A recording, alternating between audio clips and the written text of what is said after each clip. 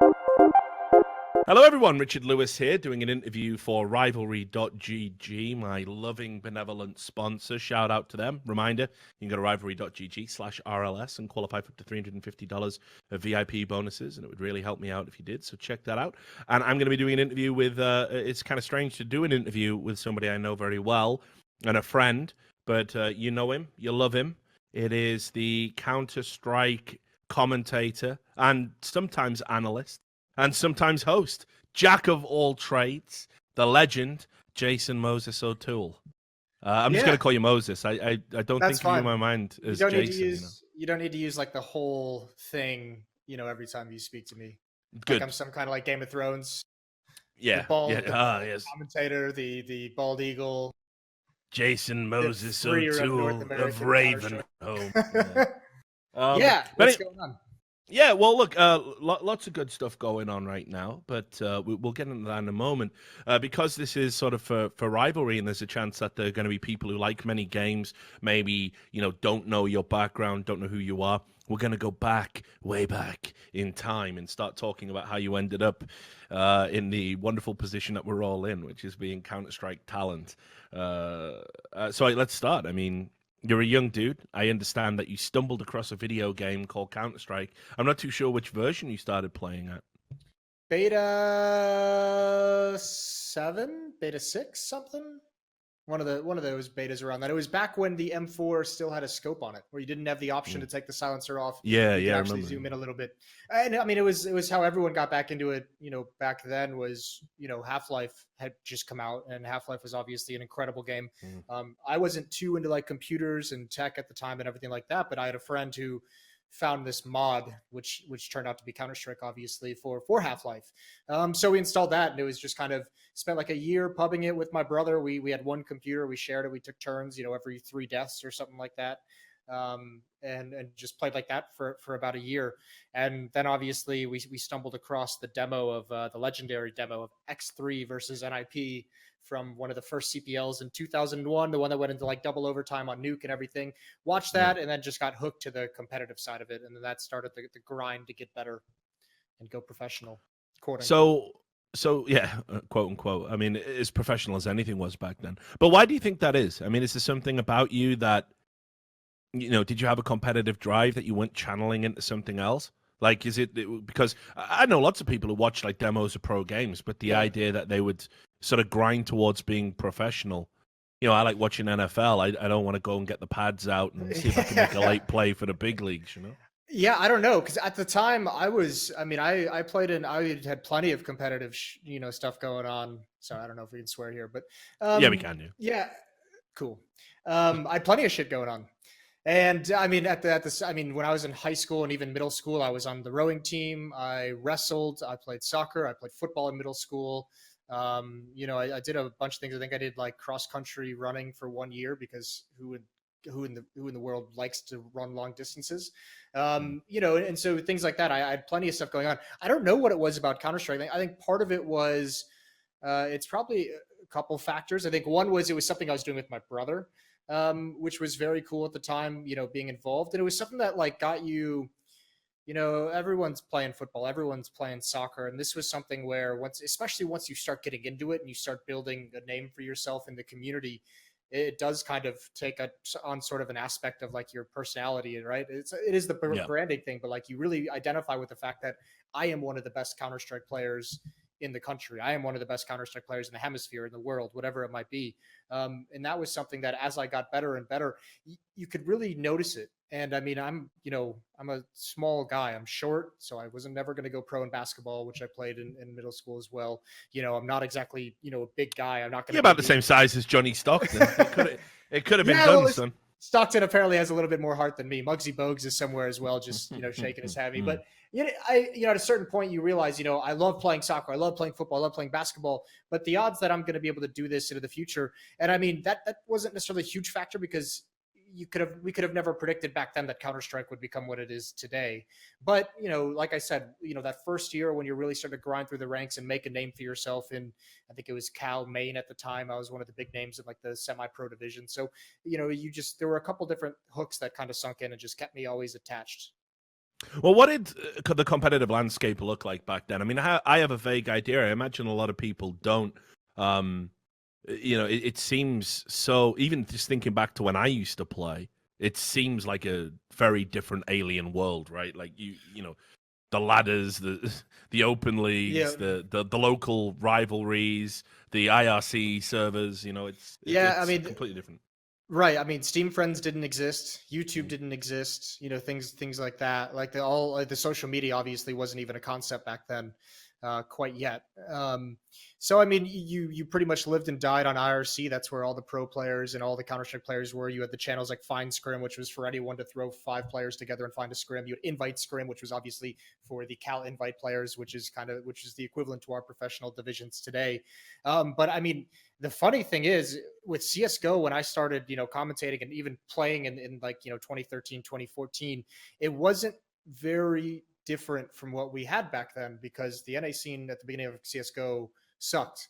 It was like a just like a time loop where we just kind of went back where you had your one team that was competitive with the Europeans, which back in the day was like the X3, the Team 3D when I was competing. In 2013, 2014, it was like the Cloud9, the complexity, like the Sean Gares and Hiko lineups and everything like that. And everyone else kind of sucked. I mean, Dazed and Steel had their team before, all that went to hell. But for the most part, it was just very disorganized. It was a scene of teams that just had 5 players just pugging and just kind of just playing the game with no real rhyme or reason to it. And it wasn't until my team in 2003 kind of started the revolution where we were the first team that actually practiced and played and studied the European squads, and mimicked the way that they played and watched their demos and everything like that. And then, when we eventually kind of split off and did our own things, Fraud and Trip, they went over to Complexity and started that dynasty. Team 3D picked up Moto as an in-game leader a little bit before that, and they became more structured and more like the European squads. And then you started to kind of see it seep down through the lower tiers of the division in North America. But I mean, it was just yeah. I was going to ask like where you were positioned in all of this, kind of how you So I spent about 3 seasons. What's the climb like? Yeah, I spent about 3 seasons. I was on a team. My brother actually introduced me to a bunch of guys he met at a LAN that he had went to in New York that I wasn't going to tournaments quite yet at the time. And we grinded from Cal Open. We were in Maine for about 2 or 3 seasons, and we were that team that was like way too good to be in Maine, but not good enough to play in the invite division. Like I think the first season we got moved up, I think our team was winless. I think they went, or maybe like 1-15 or something like that in the season. It actually, I mean, this is almost unheard of in today's age. I spent that season, they went 1-15. I was on the bench. Not like I had been benched, but like I was like the 6th player who was like, he's got skill, doesn't know how to play the game. He'll hop in, maybe one day a week, he's hopping in for some scrims when someone has to go to bed early, blah, blah, blah. Which doesn't really happen today. So I actually spent, a season just playing and practicing and scrimming without being in matches. And really not getting anywhere. And it didn't really change until my brother had been on a couple invite teams, and he'd gone to I think 2 CPLs and a couple tournaments at this point, and he actually took a step back, like took a step down to Maine to play with me. And that's when him and I kind of like took over the team that we were on as people were graduating college or going off to college and not able to invest as much time. And slowly we started bringing in the people that would build the foundation for the team that we would create.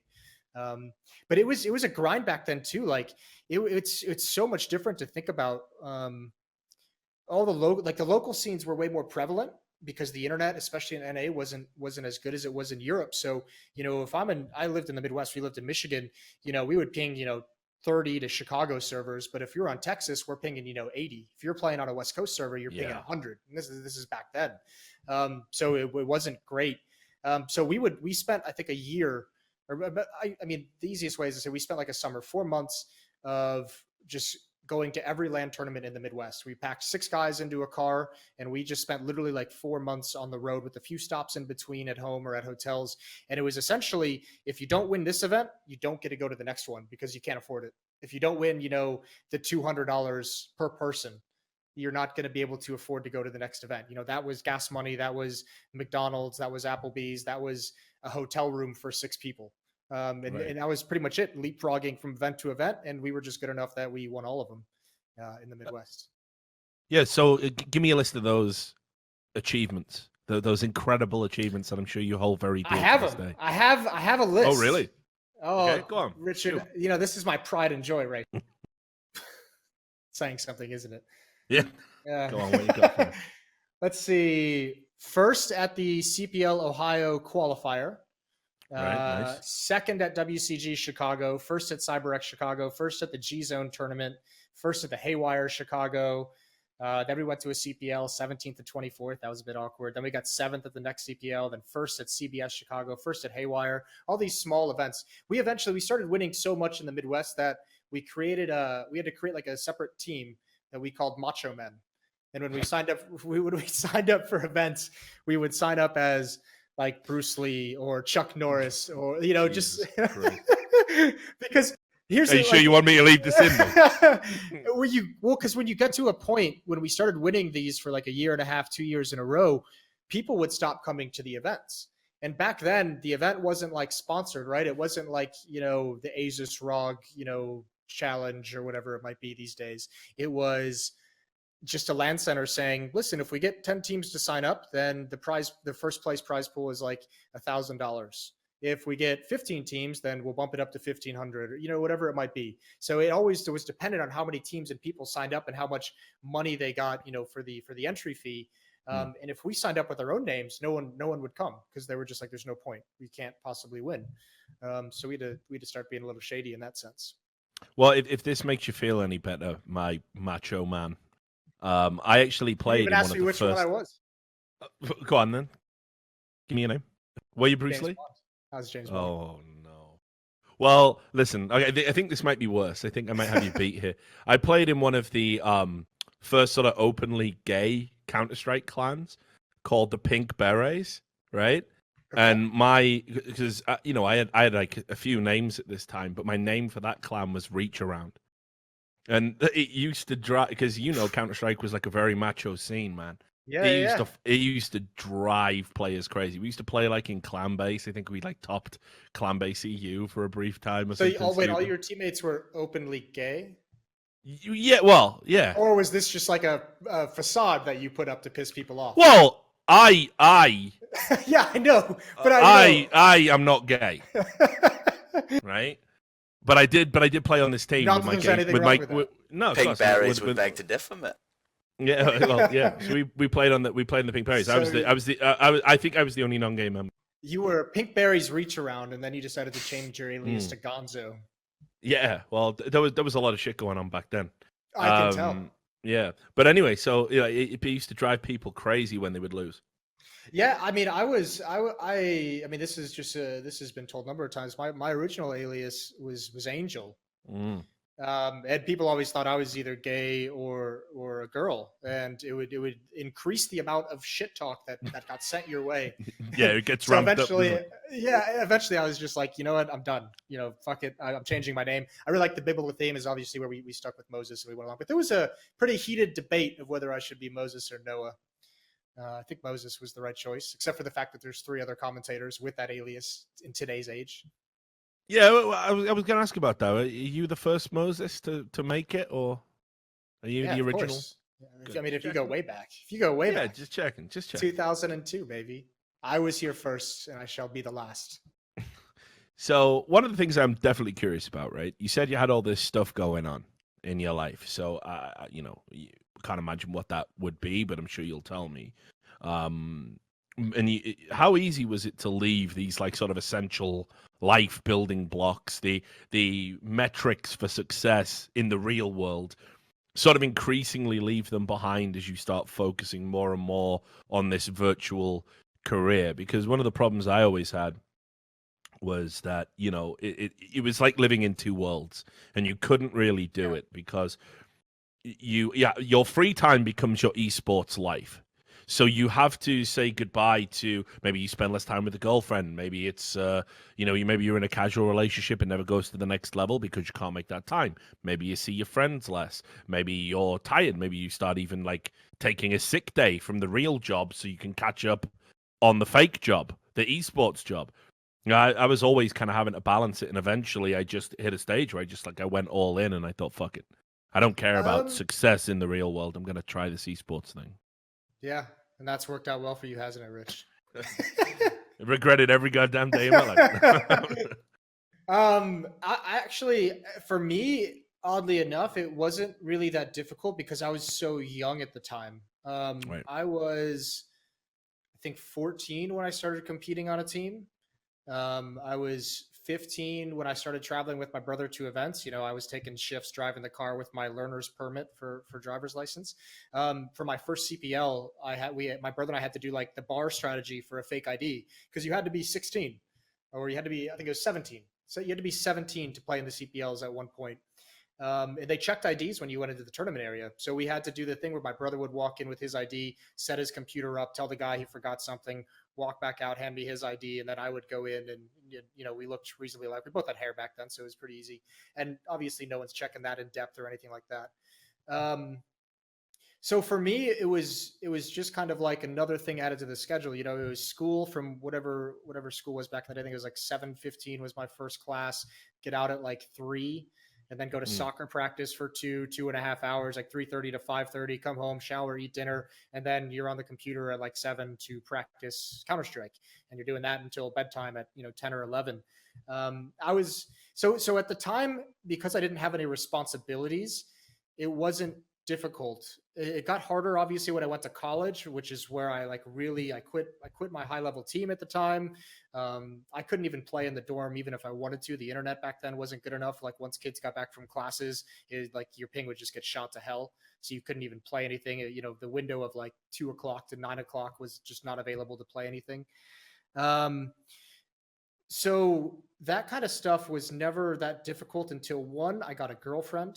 My first girlfriend from high school. We dated for about 2.5 years, and that was the hardest one. Good old loyal Moses. Yeah, that's me. Straight into the long term. Love it. Yeah, dive right in.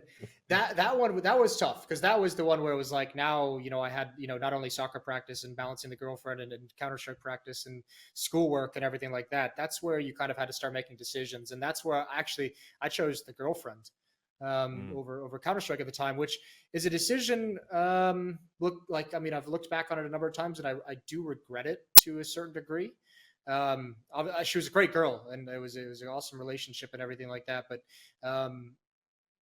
I always wanted to see where the Counter-Strike would go. I watched Fraud, I watched Trip, go on to have the success that they had in complexity, winning trophies, winning world championships, beating Team 3D, going on to CGS especially. That was a tough one for someone who grinded for 4 or 5 years. And then finally that CGS payday comes where everyone's making like guaranteed 30, 35K a year. That was a hard one to have to sit out. But it obviously panned out all right for me in the long run. Would you have been part of the CGS? Had you sort of stayed in and not took that backward step? And again, for those who maybe don't know, the CGS Championship Gaming Series, it's considered a landmark in esports for good and bad reasons. It was a $60 million project by News Corp where they tried to package esports in a similar way to is being attempted now, but really at a time when the numbers and the money just didn't make a lot of sense, and they crashed and burned after 2.5 years. Like I remember trying to watch CGS every time it was on from the dorm. Was it Direct TV or whatever? Yeah, and I just couldn't get it in the dorms, and it's like they probably had thousands of people across the country, across the world who wanted to tune into it, and they just couldn't for whatever reason, not able to afford, at that a poor college student at that time, or just couldn't even get it like I couldn't. What was the question? Oh, would I have been a part of CGS? Would you have been a part of it? Probably. The hard part is when I went to college. I graduated high school in 2005, and I went to college in 06 or maybe late 05, whatever it was. And I don't think CGS actually started until 2007. So at that point, I would have already been out of the game for about a year and a half. So if I had thought it was a real possibility, and if I had really wanted to do it, I probably could have grinded, and I probably would have had enough contacts to be able to get onto a team and at least go to the combine. But at the same time, it's kind of an abomination of Counter-Strike, isn't it? In a way, looking like in hindsight, I'm kind of glad that I missed that atrocity. That wouldn't even have been the game I know. It was also played on Source, which would have been a very unique transition, especially at the time. I was probably the most outspoken against Source when it came out, when it was released. I was writing articles and doing content for ESCA back then, and I was like going on like talk shows and the Winamp radio shows back in the day and being like, fuck Source. Like, Source players aren't never going to be good enough, and this game is bullshit. I remember because of one of the shows we did, the top Source team at the time, like a Dren's team back then, with Team Dynamic, challenged Team Dynamic, yeah. the Complexity guys, which was the best 1.6 team in the world, to a game on Source, and the Complexity guys had never touched it. And they even had me ring because one of their guys couldn't make it or something like that, and we played them in like a little show match on Source, and they beat the shit out of us. A completely different game. But yeah, it was a strange time. When Source transitioned in, it was kind of at a stage where 1.6 they'd smoothed out a lot of the issues, and internet was getting better. So people have a lot of fondness, which isn't necessarily accurate, for things like hit reg and stuff like that in their mind. Like a lot of people, I've heard many people say, "Oh, like the hit registration in 1.6 was perfect. Like you only ever." It wasn't. Your bullets only, but yeah, exactly. But a lot of people remember it that way. Nostalgia's a funny thing, isn't it? Yeah, it definitely warps a lot of people's memories. And when Source came out, of course, it was released in 2004 officially, where it went to, there was some beta keys you could get, and it went to some LAN cafes, and then it officially came out in 2005 with Half-Life 2. Run about them with a new Source engine. And what happened was the World Cyber Games, which was a real big fucking deal at the time, less so now, obviously, they decided that they were going to have the main event as Source immediately. And the game wasn't ready for it at all. The game had a lot of bugs, a lot of registration issues. It was a completely new engine. It wasn't just a new game. It wasn't like they just updated on the old end. It was a completely new engine. So everybody was finding all of these bugs all the time and exploits. And then what made the madness even more compounded, the 1.6, so the 1.6 community will always hate Source, I think, for this reason. The WCG qualifiers, you had to play the qualifiers on 1.6, and then you went to the finals and had to play Source. Yeah. And that was in 2005, the Singapore event. That was insane. That was a very weird decision. But I mean, there's a lot of weird things going on back then, and there was no kind of structure or oversight. There was no, Duncan or Richard with their YouTube channels or anything like that. I mean, none of us had any kind of standing to create a platform to protest those or even boycott it. And why would you at the time? I mean, now you miss an event and there's going to be one right around the corner. Back then you boycotted WCG, and that's like one of the 4 events you go to in the year. So yeah, very, very different times. I mean, it was a lot easier back then too, because, the WCGs came later, ESWC came a little bit later, but for, the first, 2001 to like 2003, there was like just the 2 CPLs every year. And that's what you focused on. That's all that mattered. Was you go to a CPL, you bomb out. Okay, I've got 6 months till the next one, and then you just keep on that grind.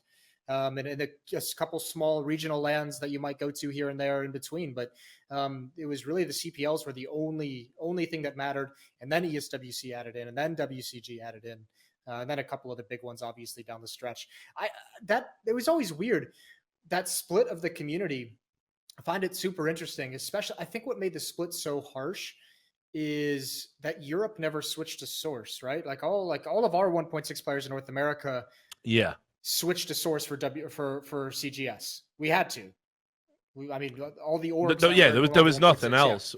Yeah. Whereas we had a pretty healthy 1.6 scene back then. There was events. I mean, it was strange though. I mean, like, I feel there's a lot of 1.6 players that could have made the switch and been good at the game if they just showed the same level of respect as, say, somebody like Fraud, right? Like Fraud, I bet if you were to talk to him, he would say like 1.6 is the better game. 1.6 is where my heart's at. But I did this for money. But he also worked hard and became, in season 1 CGS, the best player in that complexity lineup. Meanwhile, you had this legendary Swedish player called Zet, who went and played for Complexity, and he didn't respect the game and didn't try and was absolutely fucking awful. Was drag factor, honestly, for that Complexity line. If Fraud hadn't have been killing 2 or 3 people every round with just insane stats, that team would have been a disaster. It's a weird thing though, because I remember, when I got done with college and I was living in Chicago and doing bartending and odd jobs here and there, I wanted to start competing again. And I remember having a couple guys from that era, like it was me, my brother, DeBears, who's a very old school, very talented Counter-Strike player, CBZ, who was very good for a period of time. And I think we even played with Sean Gares for maybe like a qualifier in some tournament, but nothing permanent. But I remember practicing for that after being away for so long, and the game changes. You have younger kids who've been growing up with the new tricks that are being learned, the Russian walking and everything like that. Those are things that didn't exist when I played. So the mental focus wasn't really there, because in your head, you always expect yourself to be as good as you used to be, to the point where it's like, I should be better than this guy. So I'm not doing anything wrong. I'm just missing a shot. I'm doing everything right. And you have that kind of confidence born from being the best for 2 or 3 years. And I think it's hard to kind of mentally tear yourself down in order to rebuild in a new game, or just a new era of the same game. I think that's what a lot of players struggle with. I think we see it a lot now in CSGO as the AUG meta is slowly coming in for this next major. You see a lot of people resistant to that change, and you see that resistance pretty much every time there is a meta change that is instigated by game development. Yeah, and definitely there was lots of stuff to learn in Source. It wouldn't have been like an easy transition, right? I mean, the nades worked completely differently. Flashbangs were the big one for me. Flashbangs were the big one, yeah. The 1.6 flashbangs, they didn't ruin your hearing. Your screen went white, but you could still hear. So you could time footsteps still, even though you were blind, and it was super cool. The ones now with in CSGO as well, I'm obviously used to them, but the idea that not only does your screen go white, but your ears ring, and when your screen becomes unwhite, there's a little bit of that like almost like FPS lag, where you have like the like really crappy, pain. I don't know how to describe it, but you all know what I'm talking about. I know what you mean, sure. But yeah, that change was jarring. It was huge. So yeah, a lot of players really struggle with that one. And then CGS died, and so did the 1.6, and so did pretty much the entirety of the Counter-Strike scene in North America. Yeah, I mean, you had, like I said, this weird situation where I think people honestly thought that like Counter-Strike Source was going to be like some weird fad and kind of fail and flop, and it wouldn't have its own scene. And the few things actually precipitated that. There was obviously the CGS was a big one. Obviously, you had all the persistent bugs. You had a lot of tournaments like say they were going to support it when it came out, then move away. You had the World Cyber Games debacle. The fact that we had to have a third-party plugin to make Source competitive and maintain its integrity, because there was all sorts of little exploits and cheats that you could use. Make certain textures go clear or pink and black, so you could gain advantages. Really crazy, and that was maintained. It was called Z Block, run by a guy called Jedi. So I understand why Source in the end didn't reach the heights or take off in the way that it did. But the thing is, it did persist, and there were a lot of players now that are like household names in CS:GO that came from that background because they stuck it out. So meanwhile, there's a lot of 1.6 players who rejected it, who tried to get into CS:GO late, and because they didn't have that smooth transition of having maybe been involved or active in Source, they kind of didn't get lucky. I mean, you ever want to know just how much hatred and vitriol there was for Source from the 1.6, for most of the 1.6 community?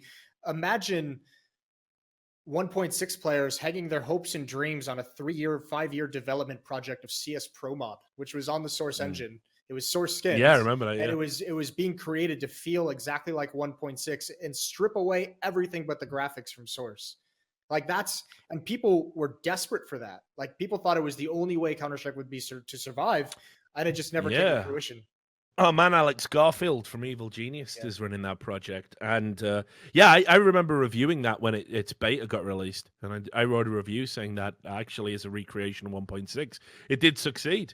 The way the corpse animations worked, the way the nades operated, while not identical, was as close as you could get it on the Source engine. There was definitely a lot of things to like about it, but it kind of just felt like a fool's errand because it was so far off being finished that ultimately, by the time it had been finished, it was very clear Valve were going to release another version of Counter-Strike. It hit developmental hell, right? Where it was just like, oh, there's a lot of hype about this for that first year, and the second year, everyone's kind of like, well, this is stupid. What are we still waiting for? And Yeah, eventually it dies down, and then once CSGO comes out, it would have ruined it either way. So I mean, they had that very small window they had to hit, and they missed. So oh well. Yeah, the way it and, goes. and not to mention, Valve could have shut it down if it was like a success. Oh yeah, they could have destroyed that. Yeah, like if at any time it was like, oh, we've got more players playing this version of Counter-Strike than we do our own monetized version of Counter-Strike. Like it's all their intellectual property, all the in-game items, it's their engine. You know, they can do what they want with it. So, but so just getting back to you spending time out, CGS is happening. I'm guessing by now, by 2007, had the relationship ended? Oh yeah. Yeah. Well, my first one, yeah. Yeah. Yeah, the first one ended my freshman year of college. In 2007, I was sophomore in college. Mm-hmm. And I'd pretty much stepped away from. I think at the time I was actually harboring some kind of ridiculous dream of going pro in Dota 2 or Dota, the original Dota. I was really good at the original. Sorry, well, you actually played Dota. Yeah. All the CS players did back then. That was like our battle royale game where it was like, you're done with Counter-Strike practice and you just played 5 pickup games with the club teams. And now you just kind of want to have some fun and not worry about being hyper competitive and not have to be super mindful. So we'd play pickup games at Dota. And a lot of us were very, very good at the original Dota. And like I said, the internet in my dorm wasn't good enough for Counter-Strike, but for whatever reason, I could play Dota. I don't exactly know why. So, I mean, that being the only game I could play in, I started watching a lot of Dota replays and started learning a bunch of champions. And it was just never going to happen. I was at a place in life where it was, more focused on social life, more focused on going out and with friends and going to the bars, enjoying the city of Chicago. Very light schoolwork here and there, if at all, as gamers generally do. So yeah, I mean, it was just one of those. I had stepped away from CS completely. I was barely even following the scene. I checked in once in a while to see how like Danny and my brother was coming back and competing here and there once in a while, and just kind of keeping up with the old friends and everything, and shooting them congratulation messages. But overall, I really wasn't touching CS. Did you think at that point that the window had closed? Then that maybe, it was just going to be it for you. That like you were never going to kind of work in esports. No, because I was still doing some esports work. Like I was still writing some articles for ESEA at the time. I was still doing a little bit of like random assorted work for, the shoot off of ESEA, which was that ESS, that esports services. That was like a event organization and everything that popped up. So whenever the guys over there needed like some work done in the Midwest, they'd hit me up and see if I was interested in like picking up a job for the weekend for, a couple $100 and something like that. Did a couple of those. But it was obvious to me at the time that, and maybe it shouldn't have been, but I was looking at the entire esports landscape and I was realizing that there wasn't a whole lot of ways to make money at the time, that in like 2007, outside of trying to become an ESEA employee, which at the time I wasn't really interested in. I was still trying to find out what I wanted to study in college and, cycling through the different majors and everything like that. I think I actually had like 4 or 5 majors through my college career because I just couldn't figure it out. I was really kind of lost at the time. And if I wasn't playing in esports, I didn't know what I would be good at. So I didn't really see any opportunities that I want to pursue. So, and especially as a player, I just said it's not worth that much time and investment for the amount of money that my friends are making, because I knew how much like Danny and Trip and those guys were making from talking to them. And if you're not winning events, you're really not making anything back then. Yeah, I mean, fuck, that was the way we all had to survive. I mean, yeah. there was.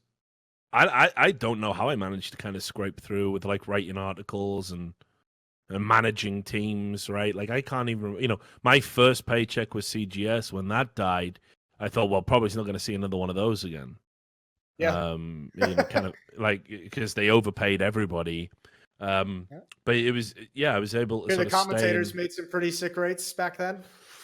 Yeah, commentary rates. Some would say 10, 12 years later, we still haven't reached those rates quite yet. No. Yeah, Fatality in particular got a big old chunk of change, didn't he? I think it was a $250,000? I hear. Something like that. So the story goes. Yeah, so, to commentate on a game he never even played. Or rather, did play once in a show match. He did. Well, no, he actually started a team. That was one of his ventures. He had, he started like team. I can't remember if it was Team Fatality, but he actually tried to break into CSGO because he had all of his money that he'd made from winning, And he was built. Actually, Fatality is a fascinating figure in esports Oh, for because he sure, was yeah. a person who built such an incredible brand when the concept of that eluded 99% of the people in esports. And then he's made it huge, and it's sustained him to this day. But using that brand, he was able to fund kind of a team, and obviously salaries back then were super easy to manage. You know, for someone that had the money behind him. But you know, they didn't obviously go anywhere. They weren't very good. Yeah, I'm trying to think that he did play in a show match at one of the CPLs. This is a little bit before I was following this shit. It probably wasn't that. That was probably CyberX games. Oh, maybe. I don't know if you were around. And you would have had a great time with that fiasco. That was sure. so. Yeah, CyberX I've heard the stories. So CPL was twice a year, and they had NVIDIA and Intel were their title sponsors. That was huge. And there was, you know, AMD and ATI were the competitors, you know, AMD competitor Intel, ATI to NVIDIA. And they fully funded this. Like they raised the stakes in the prize pool. I think they doubled what CPL was giving out at the time. And through this big event in Vegas. And it turns out that the people who organized the event had no clue what they were doing and didn't realize that their network couldn't handle all the data and all the traffic that would be going on by playing, you know, 5-6 matches simultaneously, so that they could only play one game at a time. And when you have, you know, like I think, you know, tournaments back then, the CPLs were like 128 team events. I think the CyberX games was like the same thing. It was probably like a 64 team event. And if you can only run one game at a time, it's just over. So they grabbed like the top 12, 16 high profile teams there and had them play in $10,000 show matches, changed the rule set, the charges only, and said, this is the only way we can, you know, salvage anything out of this event. It was a complete disaster. The stories that were coming out back then were just wild of that event. It might have been that then. The only reason I remember it is because I actually investigated a streamer. He's a streamer now, and he was like working, and he was lying. He'd put in his bio that he was a Counter-Strike world champion, and that he used to play in a team with like Shogun and Fatality. And I was like, and he got the name slightly wrong, and it's pissing me off. I can't remember it. But there was like a team name, and they were like called Clan something, and he called them Team something, and it was like all the details were just slightly off. And he also was talking about the wrong version as well, because he said like that the team played on like beta, but actually by that point the game had already been commercially released. I mean, it was a dude called Hazard. He was called. He's still around, still lying now. Listen, I consider myself, you know, I say that I was a professional player back in 2003, and that's riding a real fine line, you know, because you're yeah. Competing at the highest level in Counter-Strike at the time is a concept of professional play, but you're not actually making any money of it. So if you're going to go back all the way to the betas and claim you're a professional player, I think that you're crossing that line a decent amount there. Yeah, exactly. Like, what qualified you as a pro back then? Was really, yeah. It wouldn't pass now. It wouldn't pass muster now. And the salaries, as you said, they were easy to manage. I mean, you know, I ran a team myself. You could pay very small amounts. You know, it was like a few £100 would be more than sufficient. Mate, when someone came to me and said, "Hey, will you join will your team join my organization? We'll give you guys jerseys." I was like, "Fuck yeah, I want a jersey." That's all it took. You really needed an agent. But I mean, you could do it for a jersey and like mouse pads. You know, like you could just. Oh sure, yeah. You know, you could get away with that, and land support and equipment. Yeah, that was enough for a lot of people. Yeah, and I'm not saying it was easy, because I know a lot of people really struggled, even back then, starting an org that could actually even just pay out, you know, $300 a month per player wasn't easy for a lot of orgs. But in relation to $20,000 a month you're hearing these days, probably even more at this point. You know, $300 a month sounds quite nice. But yeah, it was just a different time. I mean, it was weird back then. Like, it wasn't weird. It's some of the best memories I have in life are of those CPLs, because it was more of like a fraternity of players. Like, there were the ones you loved, the ones you hated and everything. But more importantly, it was like, you'd go to CPLs and you would just do anything to get to these events. You know, staying in a hotel room with all 5 of your teammates. You know, I remember the first CPL my brother went to, he went with his team and he didn't have a hotel room, couldn't afford it. So he just slept on the pool deck every night. My brother's kind of a psycho, but like, I mean, people would just do whatever it took. I went to, some of the Midwest ones we went to, I would drive to meet up with buddies in middle of nowhere, Indiana for a weekend event. And the first night, you can only afford a hotel room for one night. So you're sleeping in the back of your car for an evening. And it's like, that's so crazy. No one's doing that today to go to an event. No one's doing that in Chicago. Definitely not, brother. Yeah. No. But man, I used to do crazy shit like that when I just used to go on holiday as a kid. Like I went on one holiday, like out in fucking Tenerife or whatever the fuck it was. And, I just didn't get a hotel for the entire duration because I wanted more money for booze, right? So I was like... Yeah, so I just gave and obviously I was out there with some lads, so occasionally, sure, if they didn't have anyone back in there, I'd sleep on the floor or whatever. But most nights, I gave them my clothes, and most nights I'd just sleep on the beach. Yep. I literally just find a bunker, of sand, prop myself sort of up, so in case that's I just sleep on a beach. Yeah. Oh yeah, fuck it, man. Just wake up, right? Dust all the sand off, go get a shower at my mate's place, out on the lash. You're on the beach. Why are you going to your mate's place for a shower? Just hop in the ocean. Well, you see, you think that would work, but no, that's going to give you a salty musk after a few days. It's definitely you need to get some fucking Axe body lotion on you, Yeah. As young me used to reek of. But anyway, so just one other question, and then we're going to start talking about commentary stuff. So let's set it up. Let's talk about the segue, because it sounds to me that you've always kept your hand in to a small degree. Even when you weren't playing, you were writing articles, you were doing podcasts, you were giving an opinion about the game. But obviously there wasn't a YouTube. There wasn't YouTube was starting to take off by then, but there wasn't a Twitch. There wasn't really an avenue to kind of broadcast, and you had to basically do events, right? Otherwise, nobody really knew who you were. So how did you start moving towards the commentary side of things specifically? I never worked in production or commentary when I was younger. I remember back then I did a couple casts with MFAVP, which was one of the early production companies in esports. I think they eventually turned it to TSN, or some of the guys went over to TSN or something along those lines. But they would do some Winamp broadcasts of some online games and everything like that for fun, and they'd get 400 viewers or 400 listeners or 300, whatever it might be. But it was mostly born out of I think I did that mostly out of arrogance. I think I was young enough at the time where really I just liked the attention of being Moses, of being one of the top, most visible people in the CS scene in North America. I didn't actually try and do any stylistic stuff with it. It was mostly just I am one of the best players in the region. I'm just going to go on this broadcast and have some fun. I didn't care about color versus play-by-play. Didn't really understand it. Didn't care. I'll just go in and talk about the game, which worked well. It was fine, but it was fun. And I mean, I think you just kind of described it and nailed it perfectly. Was I always wanted to be part of the CS and esports scene in some capacity, in some way. So I always tried to keep, it was my hobby. Even when I wasn't competing, writing the articles and staying close to Counterstrike was a hobby. Tuning into a game here and there to see how my friends were playing, or, hopping into a pug and playing with some teammates from 5 years beforehand. It was all just for fun, but I kept that touch. And like everyone who's played this game for so long, I just love Counterstrike. Counterstrike's always been an amazing game.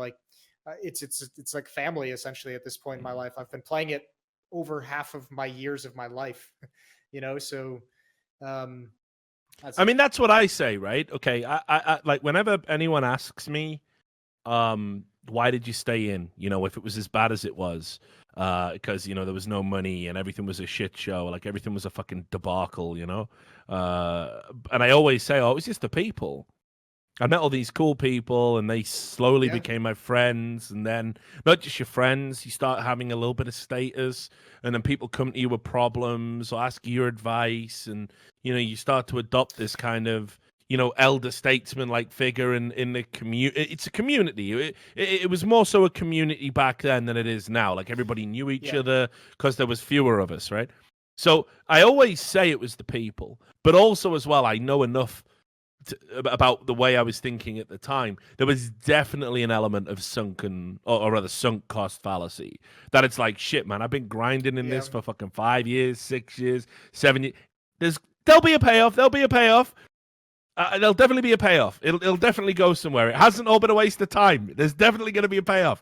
And not just a financial payoff, but even like, I'd have took the audience. If you just gave me the fucking audience that I've got and none of the money, I'd have considered that a success with what I wanted to do in life. But yeah. For me, it was a little, I think it was less logical in that sense. I know for me, when I went to college, I was in a pretty bad place. This is why I say Counter-Strike is like family to me, because, I got, there were a couple of years in college where I was super depressed, didn't know what I wanted to study, wasn't doing well in school, was drinking more than I should and everything like that. And you kind of, when you have a fight with your parents because you're not calling them back for 2 weeks, it's, what's going to take my mind off that? It's going to be Counter-Strike, breaking up with a girlfriend or having, bad time with friends.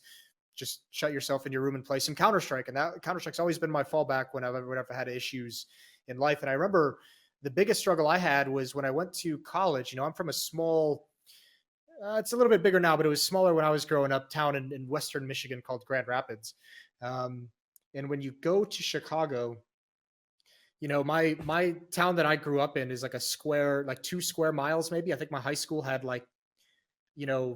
400 people in it, 300 people. You knew everyone in your grade, you knew everyone in the grade above and beneath you, or something, and everything like that. And you go to Chicago and you realize world's huge, and no one gives a fuck about you. If you miss a class, if I missed a class in high school, I'd have the guidance counselors, calling me in and saying, is there anything wrong? Like, what's up? They'd be calling the house and seeing if I was there and making sure everything's okay and get me back into school. You miss a class in college, no one cares. You miss an assignment, no one cares. You're having a bad day, no one cares. And you're in this massive, massive city. And I always remember, at that point, after, 4 years of high school where my identity was so closely tied to Counter-Strike and Esports and Moses and being an important member of this community, not only was I off to college in a city where no one knew who I was and no one cared, I was no longer even really that close to the community as well. So I had a real identity issue of who I was and what I wanted to do.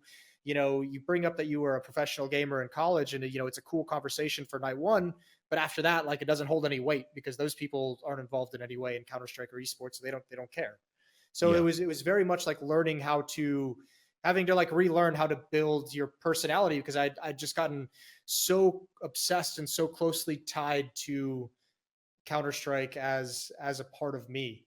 And that was a real big identity crisis. That was a big, big shock that took a number of years to really kind of recover maybe not recover is the right word, but build up some confidence outside of the game of Counter-Strike, I guess is the best way to put it.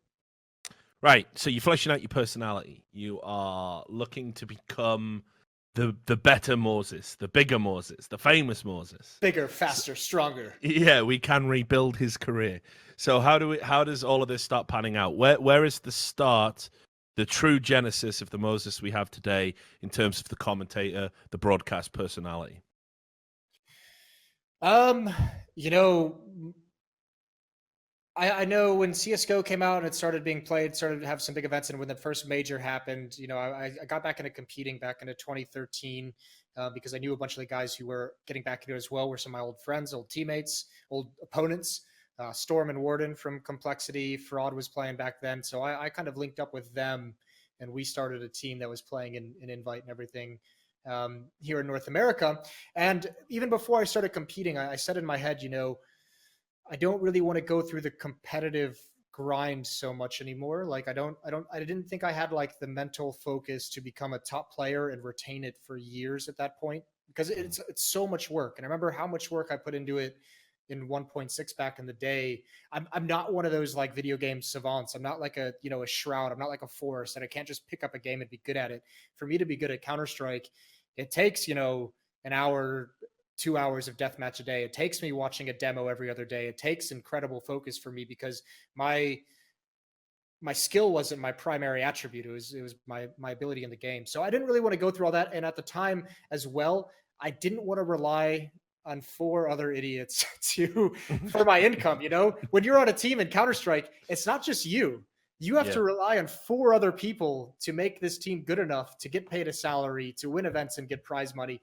And especially in NA at the time, when you're looking at all these different teams and you're looking at all these players, and I'm just there's no one here that I can put faith in for my living.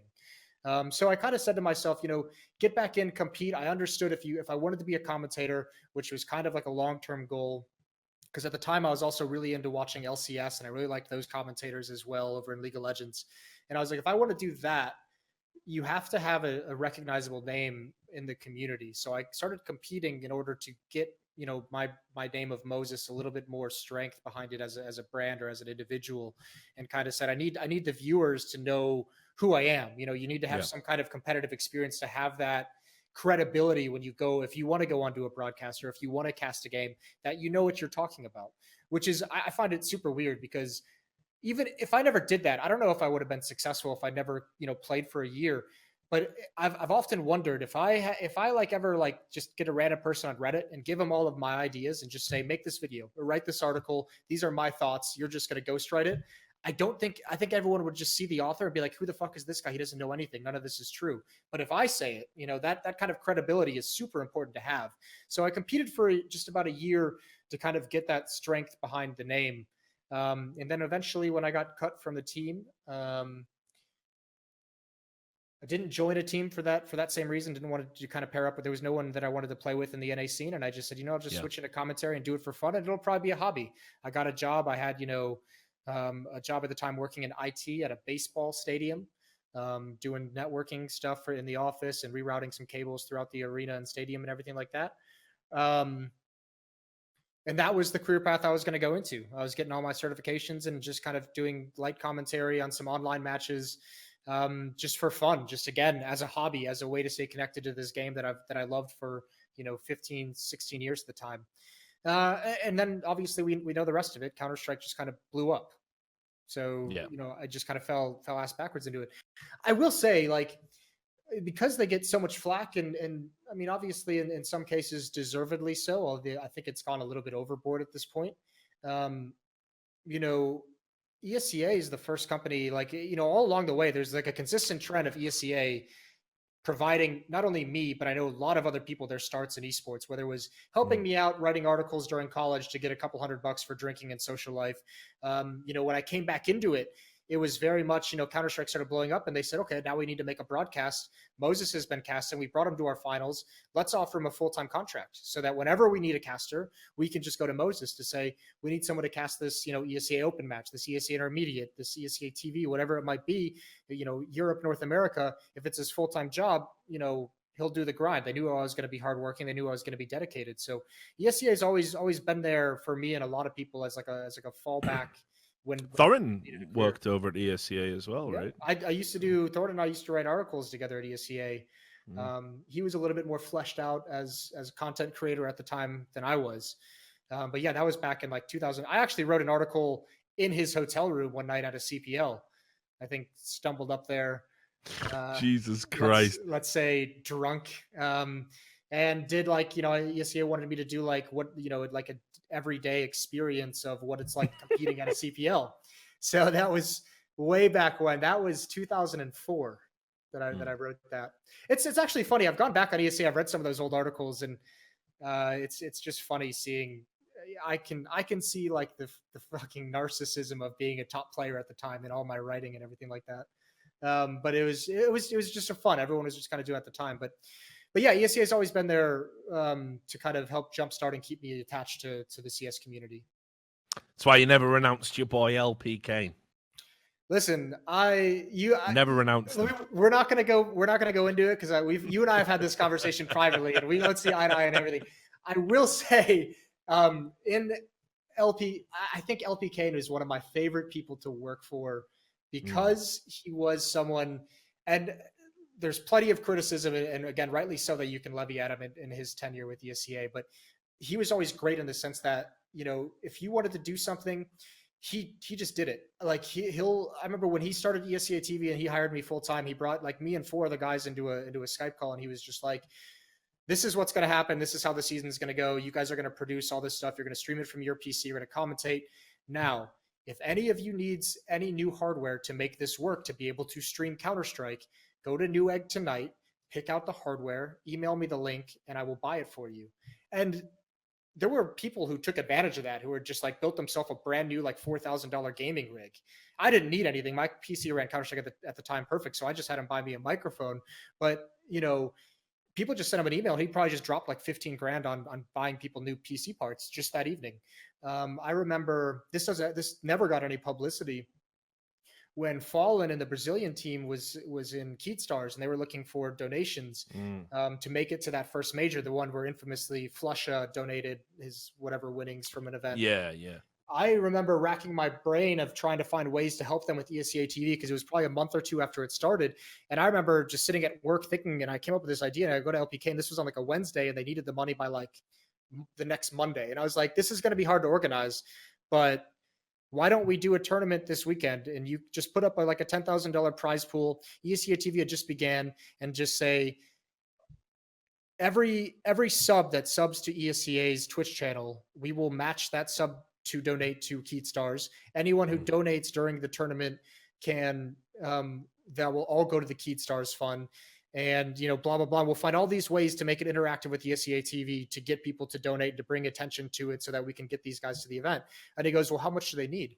And I was like, I don't know. I think the post said they needed like $6 grand or something like that. He goes, oh, well, like, why do we go through all the trouble of the tournament? And he just gave him $4,000 or whatever was left over after Flusha donated his. He was just like, he bought all their plane tickets, I think, on the ESEA credit card. So, I mean, he's done some. Cool it wasn't in Bitcoin?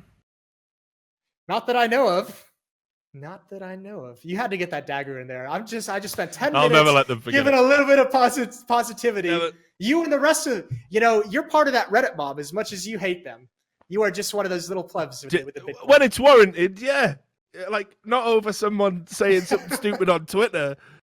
Over someone straight betraying your consumer confidence and Bitcoin. How long? What is the statute of liberty? Using your PC limitations. What is the statute of limitations on this whole Bitcoin thing? LP Kane's not there. Jaguar, the coder who did it, forever. Isn't there. When do they get a reprieve? When they're bankrupt. Okay. When they're bankrupt. There's just no pleasing you, is there, Richard? Definitely not. Like, I'm sure he was a nice guy. It's easy when you got money, though. It's easy to win hearts and minds in esports when you got a bit of money. So I'm not saying he's a bad guy, but I did once describe him as the punchable face of the nouveau riche. So which I stand by. Naturally. So naturally. Well, here, I mean, look at it. If you want an idea of how this scene kind of blew up and where I was in casting, because people often ask me how I got into it and how to get into it, and I don't ever have a good answer because I fell into it. It was something I was doing for fun as a hobby, and then Counter-Strike just happened to get big, and I happened to be in the right place at the right time. I don't like to call it lucky because I put a bunch of work in over the years to learn and understand Counter-Strike on a level that most people don't. And so in that sense, it's not lucky, but it is fortunate that I was there and had like the awareness to kind of seize an opportunity when I saw it. But I mean, just an idea. The way I look at ESEA is like the Counter-Strike community blew up so fast in like 2014 and then again in 2015 that from working with them at the time of some of these controversies, most of the issues wasn't like someone being like some evil figure and wanting to do all these things. It's not properly being staffed for how much content and how much desire there was out of ESEA at the time. They were a very small company in terms of full-time employees. I think they had like less than 5 when CS was blowing up, and I was one of them, as a commentator. So it was mental. And when you look at all the different ways that you have to police your YouTube channel, the content that's being put on there, your Twitter, it's, it is a failure that they didn't realize it should have been a priority, but there was no way that anyone would have known how fast that this would blow up and how many eyeballs would be on it overnight. Yeah. So yeah, and I'll just add to this point actually. When I get asked that question a lot as well, like how do I make it as a commentator? It's really funny actually because I probably get emailed this like, I'd probably say 2 or 3 times a week. How do I make it? And it's like, it's a crazy question to me because it's like the insight I can give you harks back to an era where it was hard to make it, where it was hard to break out, where we didn't have YouTube, we didn't have Twitch, we didn't have this. It was just straight grind. Like literally, we had a TeamSpeak server, and when a game was on, like a community game, or even like a pub server with like all the good players playing on it, we'd jump on the Go TV, mute, and we'd create a channel where only me and like a commentary partner weren't muted, and we would have 50 to 100 people just listening to us commentate. And that's where I got my start in commentary, and to transition from that to this. There's nothing I can tell you. You've got a Twitch channel. Go make a Twitch channel. You know, you can get Go TV IPs. You can watch random games. We've got a guy who's now in line probably is going to get a major at some point in his career, that literally casted a clip of himself and posted it to Reddit, and is now in one of the top partner pairings. So don't ask it. I almost think if you're asking the question, how do I make it, you're probably not going to make it, because all the tools are there, you know? Yeah, it's very weird. Like, I don't know whether it's easier or harder now, because, you know, anyone can go download a demo or even just mute a YouTube video of a game being played and commentate over it. And that can be your casting reel. Like, you can cast any professional game you want, but the problem is getting noticed, right? And I mean, just as we're here, I think you and I would both agree the biggest bit of advice you can give anyone, and it's probably the hardest piece of advice for the younger generation that is growing up attached to their cell phones and social media and laptops and computers, is networking. I think people in today's age, like, meeting people is the easiest way to find a foot in the door in any industry. It is still, to this day, I would venture, in every industry out there, the best way to be able to find an opening for work or for a job is to actually meet the people, and it's letting them put a face to the name. You know, someone's going to be watching on Twitch instead of going to the event and doing that. And it's still the best way to do that. And it actually, I think it's actually turned a corner where this is kind of insane. And maybe this is getting off topic a little bit, but I see this frequently about commentators who feel like there's like this shadowy political system that is designed to prevent other commentators from getting work and getting jobs or whatever it might be. And, you know, or a reason why, you know, someone's favorite commentator isn't getting hired enough is politics. It's not always that. I think politics is not frequently a factor, I should say. I think more than anything, it just comes down to networking. Like, networking is not politics. Like, there's no other way to describe it. I like, if so-and-so, if, you know, aspiring commentator X doesn't know tournament organizer, commentator hiring person Y, then how is he ever going to get hired? And that's the thing. The networking part is the hardest part, and that is not politics. And not just that though. Like, think about everything else that goes into whether or not you want to hire somebody. You know, the personality aspect. Are they reliable? Are they a big drinker? You know, are they a diva in a green room?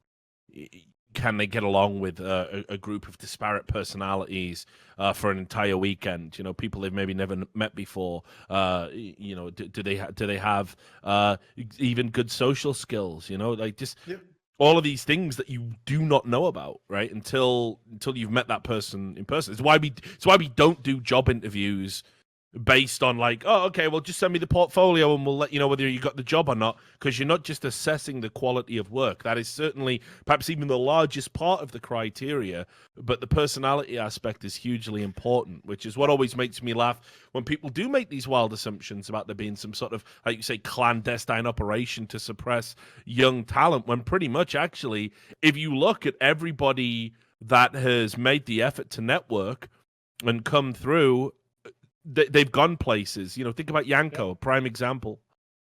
Yeah, no, absolutely. I mean, obviously, like talking with you know, Anders and Semler, especially when he was just an observer, getting some recommendations from them to TOs that he knows his stuff. And obviously, it takes a while, and it probably took him a year or two to get into the swing of things. Especially the majority of that first year was probably him trying to lessen his accent and everything like that, and sound a little bit more excitable on the desk. And to be honest, I mean, going back into me as a commentator, it took me a while as well. I don't want to go back and look at those first casts I did.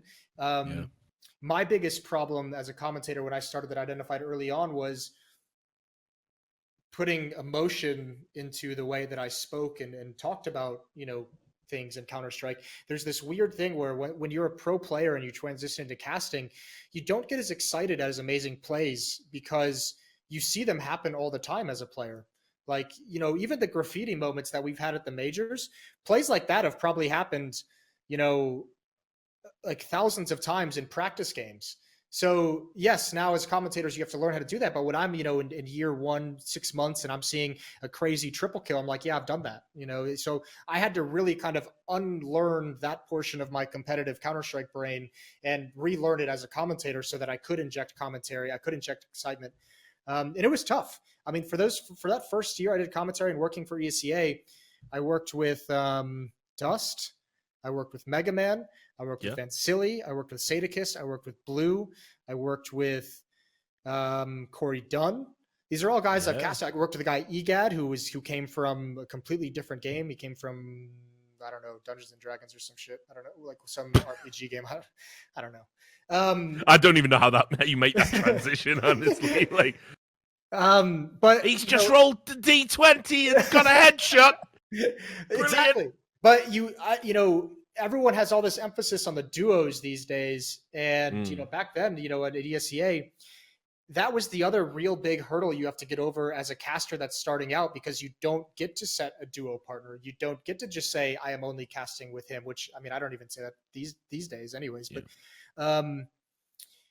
you are judged frequently as a commentator based off of your co-commentator. Like if you're casting a game and people don't quite know your voice yet and they're not used to hearing you, it's not like, oh, that caster's just said something stupid. It is, I can be sitting here just watching the game, not even talking. My co-commentator is saying something completely wrong, and everything is just like, who the hell are these guys? Like these casters suck. And you're not being judged as yourself. You're being judged as the overall product.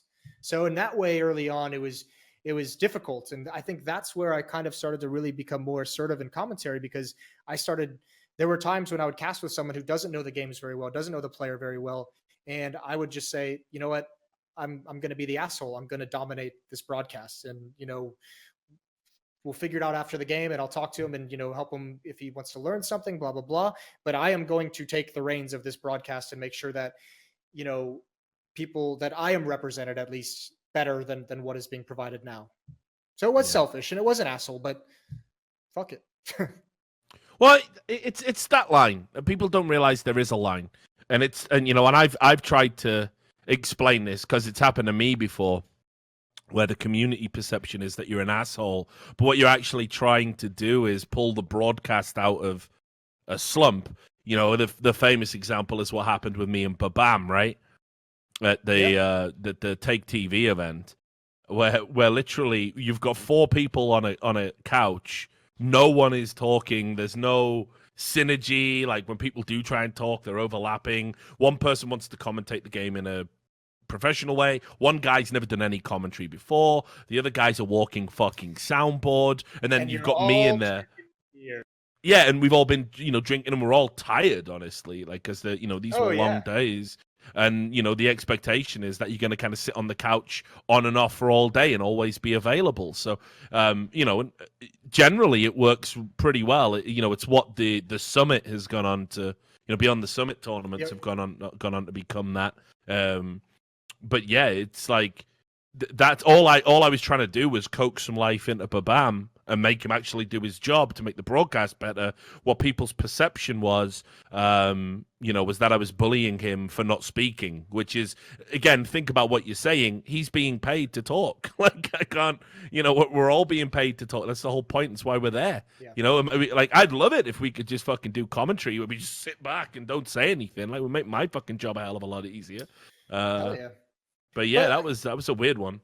Yeah, I mean, early days of commentary were pretty rough in terms of, we were doing observing ourselves at the time as well. I remember my first ESEA LAN that I worked, the two ESEA LANs I worked before they kind of turned into Pro League, where they were 3-day events in Dallas, Texas, at the hotel, in the hotel ballroom, which is kind of become well known at this point. But it was 3 days of, it was an 8-team event, and it was double elimination, best of 3 bracket. So, you'd start a day at 10 a.m. and you'd cast games nonstop until, usually 2 in the morning.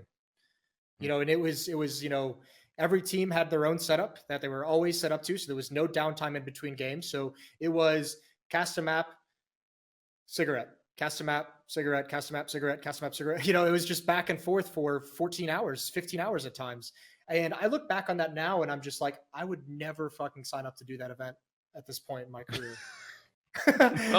If someone told me that I was going to do 3 days of that, I'd be like, you are going to pay me so much money to go through that hell.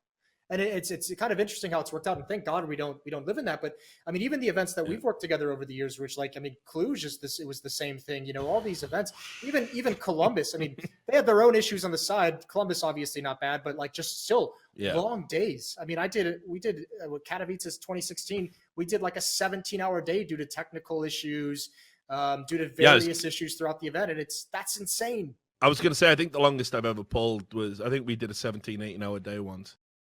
And it's savage. I mean, like, you know, look, I've done shift work. I've done a 12-hour shift. Like, the thing about a 12-hour shift is, though, you only pull like 3 of those in a fucking row, and then you don't do anything. When you're at like a major or a big event, good luck, because the weekend's the busy time. Yeah, you're getting a 12-hour shift. You're getting overtime somewhere as well. There's no overtime in esports. There's no overtime pay in esports.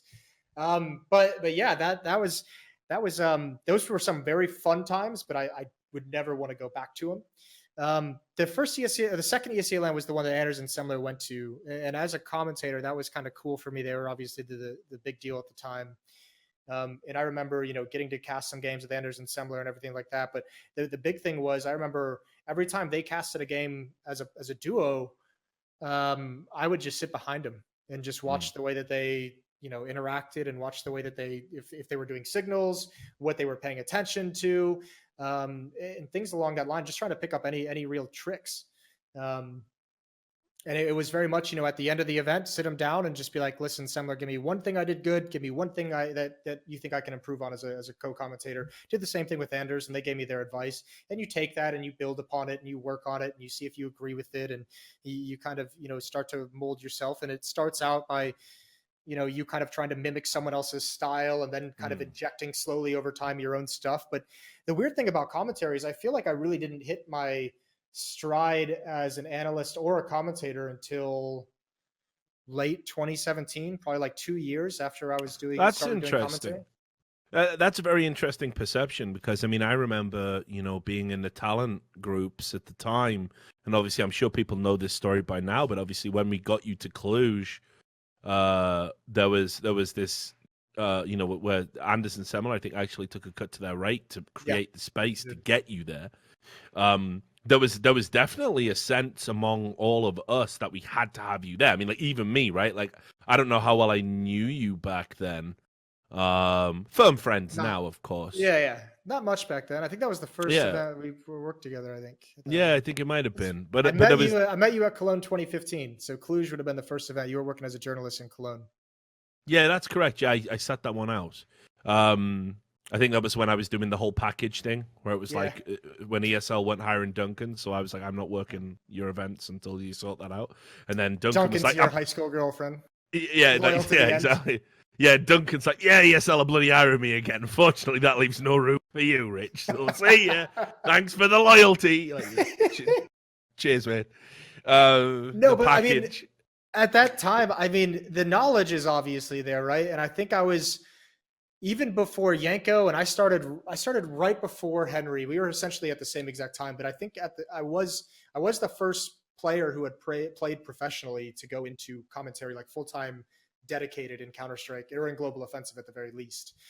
So the knowledge was there, but like the personality, the presence on camera, you know, the willingness to put, you know, maybe not edgy, but like controversial opinions out there, the confidence to be able to carry yourself and state your opinion in a conversation, really fight for your opinion during a desk segment. I don't think that really hit until 2017, because it was just so weird. Like, I felt like first 2 years of my career was just like crazy opportunities popping up here and there. It was, you know, I did, you know, my first international event was ESL Pro League Season 1 finals in Cologne. And then I did that event and I did the finals immediately. I was in a TriCast with Anders and D-Man in the finals, and I was like, holy hell. And then you go, by the way, D-Man I'd listened to in League of Legends for a year and a half. So it was like being starstruck with Anders and D-Man. I'm sure he loved that. I'm sure he made sure you were fucking starstruck. And then at the end of that event, immediately there, they invited me to Cologne, which they had just announced was the major. So I was like, oh my God, I'm going to a major. And then immediately when I get to the major, I'm in a TriCast with Anders and Semler, 2 of the best. And then I'm going to Dubai. And there was no time to relax. And then 2017 rolls around and I'm being invited to do the inaugural season of TNT and TBS E-League. And I'm like, oh, now I'm going to be on American television. So there was never at any point during those 2 years, I felt like I was just like doing the best I could, not to like stay above water, but I felt like I really was like out of my depth every step of the way. It was like, your second international event's going to be a major, and then you're going to cast with the two best commentators, and you're going to be the third person injected into this community beloved duo. And then you're going to be in Dubai, and then you're going to be on television, and then you're going to be in the studio with Shaq. And it's like, holy hell. Like I never got to take a breath. Yeah, but I mean, was there another part of your brain that realized all of that was happening probably because you were good at your job? I mean, what's this insane self-deprecating aspect of the personality where you're saying you're out of your depth? Because I mean, again, like as somebody that was like very keen to advocate to get you on, when TBS brought me in, I was like, yo, we got to have Moses, right? Like, and on the desk. The idea of you being the straight man to kind of Thorin's outrageousness always worked in my mind. So it was like, for me, it was a no-brainer, right? But for you, you said you feel like you were, like you say, no, how do you adapt to it? I know that my work speaks for itself, and I know that at the time I was doing very good work, and I've obviously had very, opinions based in the game and everything like that. And all that was fine. It was just, I don't know. There was something about the on-camera work at the time where I wasn't super. Maybe part of it was those fucking glasses I was wearing at the time. Those were atrocious. I don't know. I don't remember. I don't remember glasses, Moses. Isn't that weird? It's not in my brain. Whenever I got to get my fucking contacts back. I think I look like a completely different person. Get the laser. Oh no! My eyes are so fucked. There's no laser in the world fixing them. Like this eye, it needs to come out. Honestly, like it's a waste of time. Yeah, I don't know why. I don't know why I felt that way at the time. I don't even know if I was aware of it at the time. I think this might be more of a retrospective feeling. And then something clicked by the end of 2017 where I started feeling a little bit more confident, a little bit more energetic. Probably some of it had to do 2017, like late 2017, as you know, is kind of where I started focusing a little bit more on a healthier diet and not killing myself with pizza and fast food and esports hours. Things of that nature where I just started to feel a little bit better about everything overall. So I don't really know why I think that, but yeah, since then it's just been, talk shows, broadcasts and all that kind of stuff, and everything's great.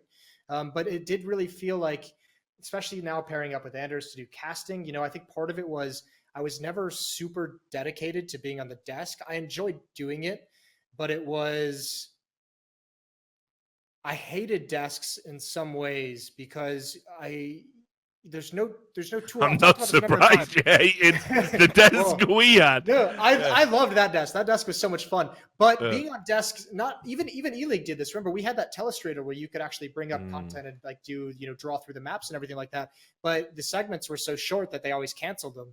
So I just stopped doing them overall. I just stopped like asking for them. And I always do it with every desk where it's like, listen, can I just get some kind of an overview that I can draw on or some kind of replay of the mini maps so I can talk? And so many events when I was doing desks still early on didn't have any tools to explain things. And in my mind, why am I going super in depth to explain a strategy that happened, 8 rounds into the game to a viewer who can't even remember that far back because he doesn't know I'm going to talk about it, And it's you're right. I don't think we've ever got it right, really. I mean, there was that one DreamHack, I think, where we had like the weatherman segments. It was Malmo 2016 is the first time we had a weatherman segment in Counterstrike for Yanko, and we didn't have another weatherman segment for over a year after that. No other TO's done it. It's really silly. It's really silly because as a game, it definitely works, right? And at E-League, we had the tools and the toys. Yeah. What we didn't have was the time because.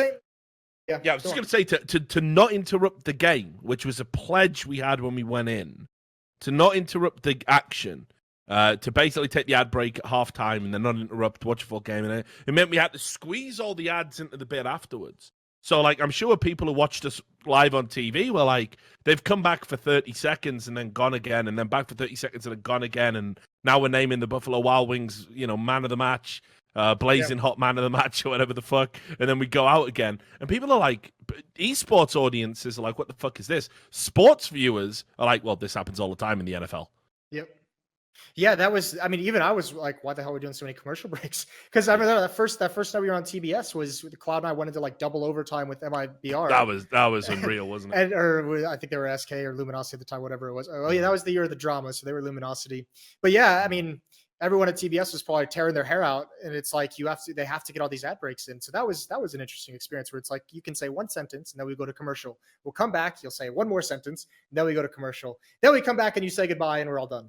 So yeah, I think the skill that you honed at E-League and that we all honed at E-League was I think it gave the polish that it gave us in terms of being succinct, being very clear and brief in our thoughts, but also just entertainment, just how to be entertaining, how to get one line joke in, Yeah.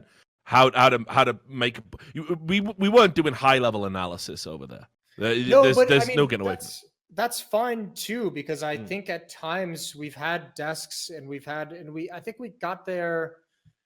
We've had times with our desks where there isn't a lot of fun at times, and it's frustrating because the desks should be fun. And I think it's this. It's not like a blame on any people that are on the desk. I think it's just an identity crisis that we have in Counter-Strike at the moment of what do we want our desks to be? Because if you want them to be heavily analytical and you want them to be serious and you want them maybe not like 100% serious, but if you want them to have some analytical content and some high level content, some deep content, you have to give it more time.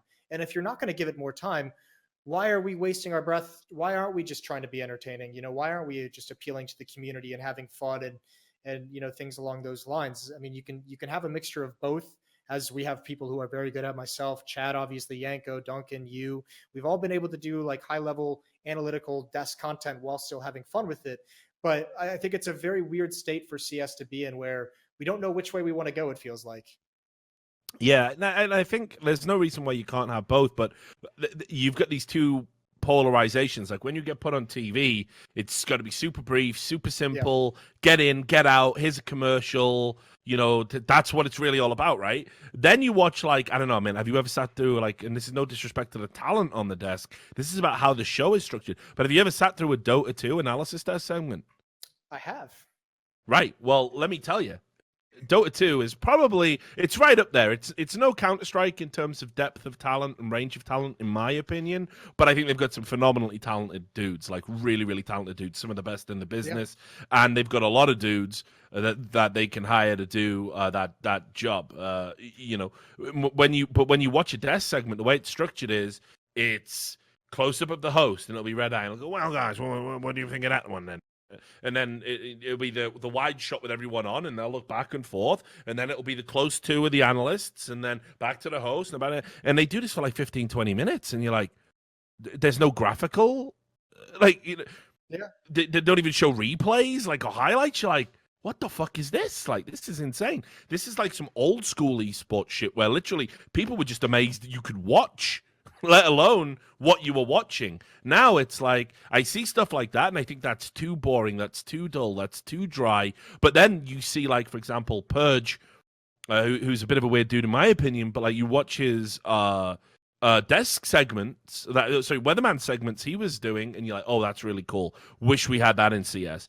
And so it's like there's lots that we could learn to definitely improve our broadcasts, and I think it's, as you said, it's kind of a shame that we're living in both worlds at the moment. Yeah, that's even before you get to the money issue, where all these different features and all the different segments cost cash, which is, going to be, the tough part for esports at the moment, anyways, is having a return on that investment, and is it worth spending the money to get those tools into a studio? But yeah, listen, we've also, we've been forged in fire. We've had to fill for 2-hour segments on the desk where there's a technical delay and there's no graphics. Back in 2014, it's just a camera on you, and you are saying things that need to be smart, need to be funny, and need to lead the way for more conversation. So I remember that was the funniest thing with E-League, is like we would get into a post-production meeting. They'd be like, oh my God, so sorry. Someone's mouse broke. We didn't mean to leave you guys hanging up on the desk for that 3-minute fill. We're going to do our best to make sure it never happens again. And we're just like, dude, that was nothing. Like, yeah, no, I know. It was sort of hard to explain it to them. It's like, dude, like I love filling for 3 minutes on E-League. I get to talk about things. Yeah, like, please, can we have like a few more? Break maybe more mice. Yeah, maybe stretch it to 5. Let's go nuts, you know. But yeah, like I mean, I remember I've done some desks with Dunk, and Well, I mean, the like Gfinity's Angels, you guys were like the thing back then. the Gfinity's Angels ones were, especially that event at the Copper Box. That was unreal. That was unreal. Like 2 hours of Just doing Phil. a podcast on it. Yeah, we literally doing a podcast in the middle of a fucking show, and everyone at home's like, "What do they do?" Everyone at home is like typing in Twitch, "Start the game! Stop talking! Start the game!" It's like, listen, motherfuckers, it's listen to this or watch a fucking blank screen. What do you want? You know. Hopefully, this is slightly better than that. So I mean, this is my biggest. I always find it the most fun when you're at a foreign event and you like when we did Epicenter, I think in 2017. I wasn't on the desk, thank God, but bless their hearts, Machine and Yanko and Chad had to do like a 2.5 hour fill. And by the way, the desk at that event was also the green room. So those guys sat in the green room, which was the analyst desks, for about 12 hours a day for like 5 days in a row, doing like 2.5 hour fill podcasts. But when you do an event in Russia or in Ukraine for Starladder and Epicenter, it's the CIS production has all the emphasis on it. So you get maybe a guy in your ear who knows, like, who communicates maybe like 10 words throughout a day, which and you don't get any information on what the issue is, of if it's being fixed, on how long it might be. So it's just like throw you to the wall. I did that MIBR launch in Brazil. Okay, I need to rewind this a little bit because this has a little bit of a backstory too. We'll go back to Cluj. Please do it. Cluj-Napoca was, I remember there was, when we got to the playoffs, they were doing like casting pairings for each of the playoff games at the time.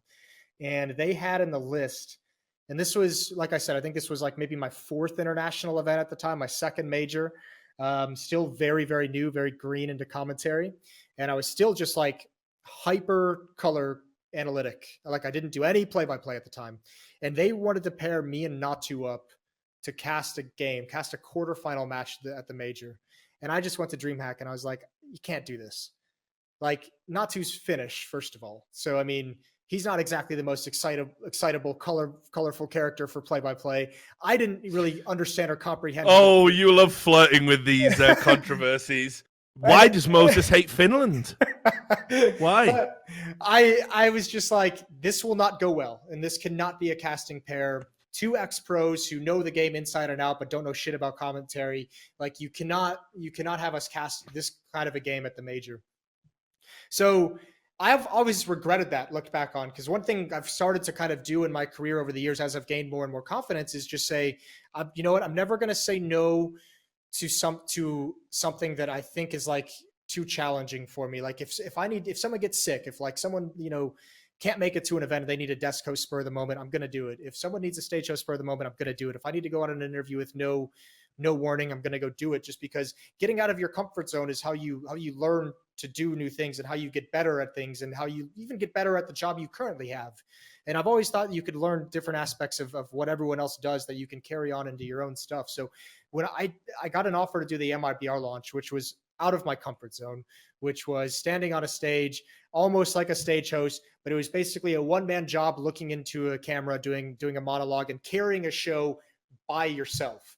And it was intimidating. And I accepted the job and I went to go do it. And we're in Brazil and production is Portuguese. They don't speak much English. And I can just tell the way the show is laid out. Like it's supposed to open up and I do like a 3 to 5 minute monologue straight into the camera. And then I throw to a video. It comes out of the video, not to me. It comes into player walk-ins to announce the new MIBR lineup. And they're also bringing in like 5 legendary Brazilian counterstrike players. And I just go to production and I just say, listen, can I get someone up with me? Give me Zeus, because he was at the event. We were going to cast a game together. Give me Zeus up here, because when you come out of this video, I know what's going to happen. There is going to be an issue and you are going to ask me to fill, and I will have just done a 5-minute monologue. I will have nothing left to talk about at this point, because 5 minutes of just talking into a camera is a long time. Like, try it sometime, any of you viewers out there. It's intense having to do it for 5 minutes. So anyways, I'm in my jacket. It's, you know, I'm deathly ill. It's 2 weeks in Brazil. I've been going out to the clubs with the Brazilian guys. I'm in my jacket and it's my mistake. It's a wool jacket, so it's thick, it's hot. And I'm under the lights with about 1,000 Brazilians in the crowd. We go to this video, and as he's counting me down into it, he just goes, Team's not ready to walk out. Teams are ready. We need you to buy time. We need you to fill. And I have no way to talk back to him. I have no talk back. So it's just like, well, here we go. Me and a camera. And I'm like, yeah, so we're going to get the player walkouts in just a moment. And I'm pouring sweat because I'm half sick and and I'm like, there's about 1,000 Portuguese Counter-Strike fans here. It's really hot. We've got food trucks in the back. And I don't know what the hell I'm doing. And by the way, all in this venue is the Brazilian desk host doing his whole thing over the loudspeakers. So I just have Portuguese blasting into my ears while this is going on. And I'm like, yeah, food trucks, you can get beers in the back, my VR merch on sale. This is super cool. I don't know where else in the world you could do anything like this. I'm pouring sweat. It's crazy here in Sao Paulo. And then finally they're like, all right, player walkouts out. I'm like, and here they come. And it's just like, sit back and like take a breath. I don't even know if the camera's on me. I have no clue if I'm on Twitch or anything like that. But it's like, there's some crazy things in production when you do like these live broadcasts that even like Turner, when we went there, was amazed that we had the capability of carrying it through these segments. Because like shit gets real. Like, did you see the Super Bowl broadcast at the end of it when they throw to the poor girl trying to do the interview? Dude, I nearly tweeted about that, but I just dropped another straight fire tweet, so I couldn't do two straight fire. You can't do it, right? Goal. Yeah. I felt so bad. And she's like, here's Tom Brady. Embracing another player. Oh, stop bumping into me. Fuck, shit. Yeah. Oh, Tom Brady embracing another That huddle was embarrassing. Yeah, that huddle was really embarrassing, man. And it's like, listen, if you know it's going to be like that, no disrespect. She's obviously like the best interviewer, but like, give her some bodyguards or something. Like, she's a tiny little person, like among all these fucking, football players and everything. I mean, that's not even the real problem to me. For me, for that specific instance, not to be too critical, it was like, have some decorum. Like, the Super Bowl just ended. Let Tom Brady go shake some hands of the players he just beat. Let him say hi to the coach. Agreed. Like, give him 5 minutes before you bum rush the field with 50 cameras. He couldn't even move. Yeah, because Tom's a fucking pro, right? Like, he's obviously going to do the sportsmanship first. Like, of course, like, the interview.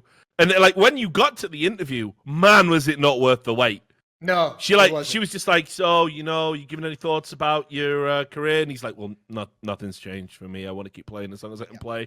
How does it in the classic? How does it feel? You've just won your 6th Super Bowl. Get fucked, Aaron Rodgers fans. Get fucked forever. And he's just like, well, it's good, but I thank God. I just want to keep winning. It's like, fucking hell. Is this what you literally you were dropping bows on people to get this. Yeah, you were in a battle for like 20 minutes to get that interview, and those were the questions. But I mean, those are also, I imagine, dictated by like PR departments out of the Patriots. All pre-approved. You can't ask him any crazy shit, like Yeah, it's tough. It is tough. It's one of the beauties of esports production is we don't have that yet. We get a throw a bus at people. It's getting there. Yeah, we still avoided it for the most part in Counter-Strike.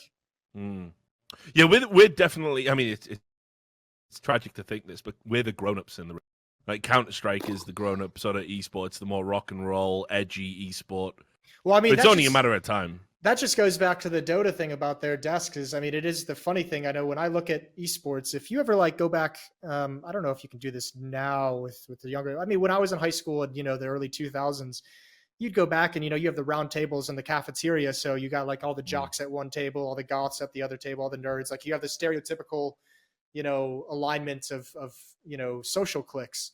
And I mean, if you look at esports in that same way, it would be like Counter-Strike and Call of Duty are more of like the jocks. And, you have your Dotas and your League of Legends that is like heavily statistic based. They're going to be a little bit more of the nerdy table. I don't know what Overwatch would be. Why are you bringing Overwatch to this? I don't know.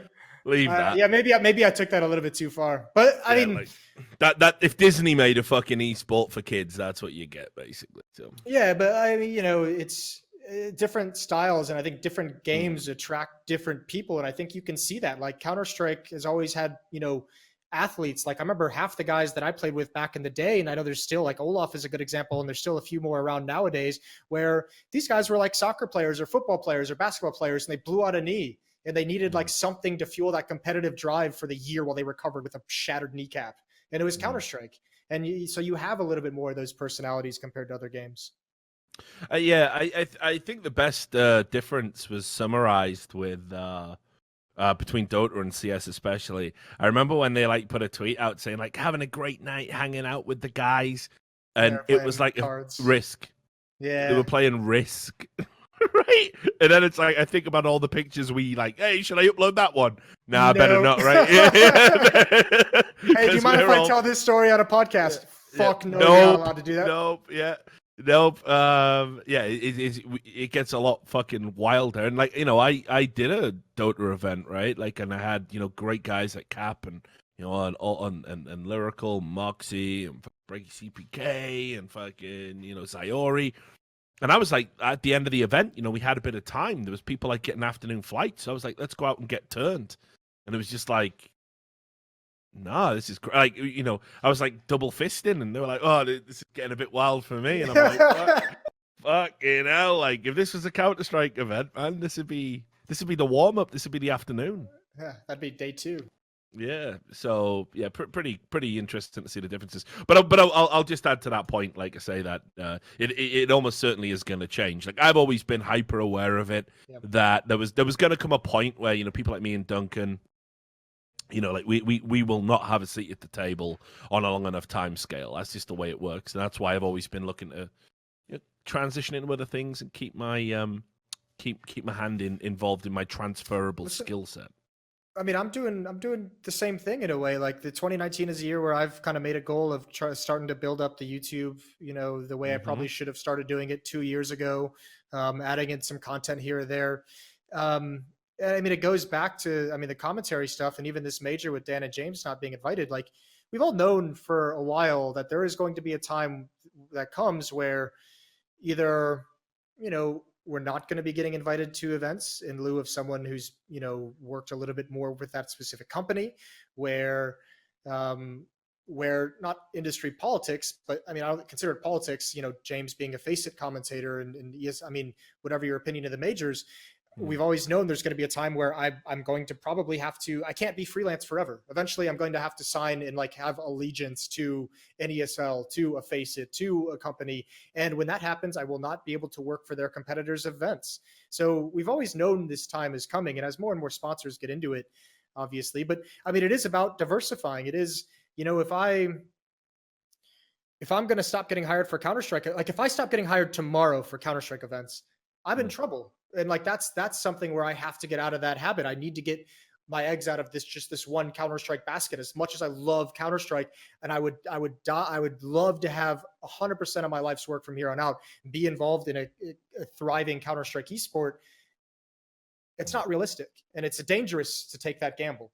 So it is about diversifying. It is about going and doing more games. It doesn't mean a commentator doesn't love the original game. It just means you have to be able to be varied if you want to be able to continue getting freelance work, if you want to be able to continue to have the freedom that freelance lifestyle provides you. Well, that's good, because that's one of the 2 questions I had on the play out. Ooh. So it was going to be, what do you think would be a natural transition for you if you, for any reason, didn't like Counter-Strike anymore, weren't thinking about Counter-Strike commentary, or didn't want to work in that game? Or let's just say Counter-Strike, Valve announced it tomorrow that due to the sensitive nature of the subject matter, they're actually going to close the game down. Thanks for all the money, thanks for all the good times, but Counter-Strike doesn't exist anymore. What would you do? What do you think you would channel your energies into next? Don't say Overwatch. Well, I'd certainly give them a call. Ugh. Desperate times, Rich. No, I actually really like the broadcast team that Overwatch has put together. Say what you want about the game. I feel like I could learn the game well enough and play it enough to get knowledge. I like the guys they have working, and I think they have a really cool creative crew over there. Obviously with like Pocket, who we've worked with and everything. But I think the natural transition would be, I don't want to stream. I have no desire to be a streamer, or even really to stream. Like I have no desire to turn on my stream for 3 hours every other day or something and just play video games for people. I'm not that kind of gamer, or whatever it might be. But yeah, you got to go for 6 really. No, but like me as a gamer, it's like where I throw music on or throw a podcast or throw a TV show, and I just play it's like my alone time essentially. So I can't be that personality during a stream. I don't want to interact with chat. I want to focus on the game I'm playing and my own thoughts. I don't know. Like, I mean, obviously this year, some areas I would love to do like another. I did that COD Blackout event at TwitchCon. Love to be able to do just a couple of those fun, like laid back events. Obviously, a game like COD, it's not realistic to think, oh, let me go do like a whatever COD Pro League or COD Masters event or whatever they might have. But doing like a fun event at like a TwitchCon would be cool. Any FPS game, really, I feel like casting skills can translate well enough. I'd like to do some more desk hosting this year. I think that's a very get the fuck out of my lane. I think maybe I might hit up World Series of Esports and just say, listen, you got this event coming up. I wouldn't mind that if you want to. If you want to cut down on the hours I have in my day job, like by all fucking means. No, but I think hosting is like hosting in terms of like broadcast work and commentary. I think hosting is one of the most important and transferable, obviously, skill sets that you can have. And I'd like to do a little bit more of that, whether it's for Counter-Strike or any other game. I have a really cool desire. This is actually, I've never actually told anyone, I think, except for Sembler this. I want to at some point be a play-by-play commentator in Counter-Strike. I want to see if there's a way to take my knowledge of Counter-Strike and be able to use it in play-by-play, and not just like, the crazy hype plays where you can just, literally turn your brain off and scream and make it sound like a cool hype moment. I want to see if there is a way to use knowledge of what's coming next in Counter-Strike or use player positioning to create a new kind of play-by-play. So something like that would be a project where it would take time. You'd probably need, a year to really be able to investigate with it. So I don't know if it's actually possible, but I would like to do some play-by-play in Counter-Strike. And I'll probably actively seek for a couple of events where I can do that. It's interesting though, isn't it? Because color seems to be the one that's in short supply. Yeah, but listen, people were saying that this is what used to tilt me the most when I was on desks, is people would just be like, oh man, no one's like really dropping this crazy knowledge. Like no one's really blowing my mind with what they're saying on the desk. And I'm just sitting there and I'm looking at these comments on Reddit and on Twitter that aren't happy with the people that think that the desks aren't knowledgeable enough. And then they're touting these commentating pairs as like God's gift to Counter-Strike in terms of knowledge. And listen, we have great commentators. They're all my colleagues. I think the world of them and the job they do and all that. But if you look at a time with these commentators, name me like heavy analytics that go into our commentary. Like the top two pairs for the longest time before Henry and Matt got big was no competitive Counter-Strike players. Like the people didn't want analytical commentary because you know, when you get into the arenas, and I noticed this as well, I had to change my style for an arena than what I did in the studio, because you want to match the hype and emotion levels of your commentator. And I can't have fucking Anders going, oh, are you kidding me? And I'm like, yeah, look at the way they threw that smoke and used it to wrap around the, you know, you can't just drop down. Maybe don't do it like that. Yeah, boy. But you can't go from like the high hype, emotional fun of Anders into like an ultra nerdy thing. So you do have to cut out a lot of the analytical stuff you have in your head. Not to mention, just in general with Counter-Strike commentary, in any round of Counter-Strike, there is probably 5 things that I want to go in depth on. And within like 2 seconds, I have to cut that list of 5 down to 1. And as I'm explaining it, I might have to cut the 10 seconds down to 5 seconds to explain that comment if I can see that action is about to happen. So frequently as a commentator, you just don't really get a chance to go as in-depth as you'd want. And it's same with being on the desk. So, I mean, it's just kind of an interesting concept overall. I mean, then you can go even deeper into that though and say, you know, what if we change Counter-Strike? Because we've had this thought before, and I don't know if anyone's talked to you about it. What if instead of first-person views, what if we did it like, you know, like traditional sports? What if we had a third-person view, not like CGS did it over the player models, but what if you did like a third-person view over a bomb site during an execute, and you cast that action, and then the replay goes into the first-person view of someone who got the 2 entries? Would that work? Sure. I think the community would hate it, but I could see why it could work on TV to a new audience, right? I don't think you could do it permanently, but I think you could. I think if our observers are good enough, you know, Sliggy, and I think even DJ's starting to get there, of like understand the game well enough to be able to bless say, his oh, they're going monkly ways. Like this is not like a default scrimmy round where people are just attacking. This is going to be a set execute onto a bomb site. This is one of the one time we'll do this for the next 5 rounds. What if you mix that in there? So I mean, there's a lot of interesting concepts that we've kind of thrown around and interesting ideas of ways you can change things in Counter-Strike casting. Maybe you need to do what I did and sort of get behind the camera a little bit and start structuring shows and my ego's not ready for that. Working with production, that's where you really get to have an influence on a broadcast. It ain't in the fucking host's chair. I'll tell you that for free. No, I mean I've thought about that as well. I mean some of the other guys have laughed at me for this one, but I mean, I've looked at ways in getting behind the scenes a little. Like I remember I took the entire month of October off of events until I got that TwitchCon offer like 2 days before it started. But what I wanted to do was October, I hit up Immortals and I said, hey, can I just come be like an intern for you for a week? Like, do you throw me with the merchandising section and let me help him, or throw me with Tommy to be his assistant for a week and see what it's like trying to be like, the GM or of the CSGO team and blah, blah, blah, like, let me see the other side of the business. And, one of the things the whole greatest games things was for me to get behind the camera and be a little bit more of like a producer and see what that's like. And same with this top 10 content that I'm starting. And, I've even thought about hitting up E-League and saying like, hey, I have a month off. Is there like something you can bring me in for Rocket League where you're going to produce something and just let me be, the bitch boy who's got to run and do errands or whatever it might be for this project, just to see what it's like producing content behind the scenes. So I think that those are all like super fun, interesting ideas. It's just hard to find the time with the Counter-Strike schedule. So we're running out of time. Last question. You'll like this one, Jason. All right, here we go. Because it's I've thought a lot about this. It's a way to self-aggrandize. So this is very good. It's about the proudest moment. It can be the piece of work you're most proud of, the performance you're most proud of. I'm guessing not when you were fucking sweating bullets in Sao Paulo. God, please get me out. Not that moment. Not that moment. But the proudest call, a call you're proud of, but just anything from the whole of your esports career. For you, the thing that if you were to die tomorrow and we all had to do a sad esports funeral, that the thing you would want people to talk about at that tragic event. That's so hard. I have like too many honorable mentions. Like I was super proud of the Greatest Games video when it came out. I was super scared of that release. I remember sitting on the patio of the W in Atlanta, the first TBS broadcast that we did, and it was the first time I've ever seen our group of talent not say a fucking word to each other for like 2 hours. Everyone was super nervous for the television broadcast.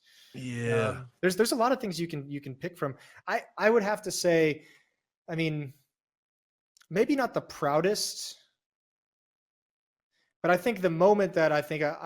most proud of would be Cologne 2015. I don't know what it would be. You could say the TriCast, but I think just being in that venue, that Lanxess Arena sold out to 13,000 people. That was super emotional for me. Even just walking in when it was empty during rehearsals and seeing the lights and the stage and hearing the sound tests and everything like that.